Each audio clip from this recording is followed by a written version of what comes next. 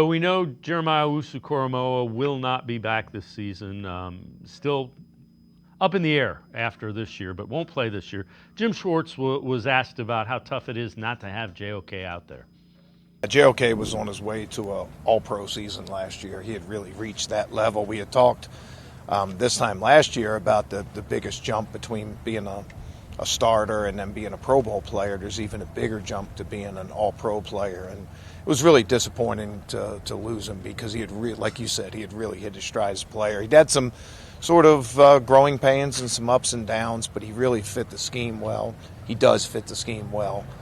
His ability to blitz and rush the passer, and he made coverage look easy. He had just the game had slowed down for him, and so all those things together, it's disappointing to lose a player like that.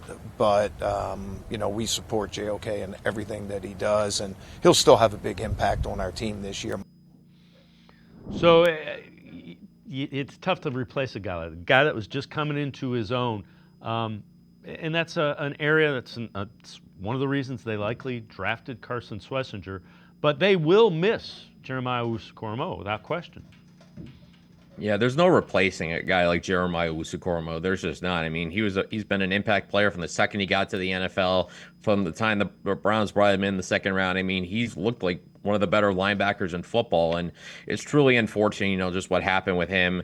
Obviously you would hope from a Browns perspective that he's able to play again, because when he is able to play and when he's able to play the way he has, I mean, you see a guy who is a true 3-down linebacker. Obviously the lack of size never really hurt him as far as having an impact on the field, able to make plays in the running and the passing game, getting after the quarterback.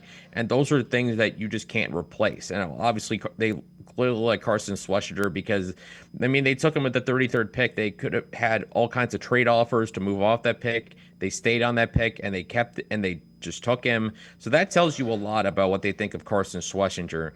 It would take a lot for him to live up to what JOK was, because I mean, like Jim Schwartz was talking about, JOK might have had the potential to elevate himself to an all-pro player, and it's so difficult to replace those kind of guys. So obviously if Schlesinger can get to that level, I mean, that would be about as good as you can hope for, unless JOK can come back and be closer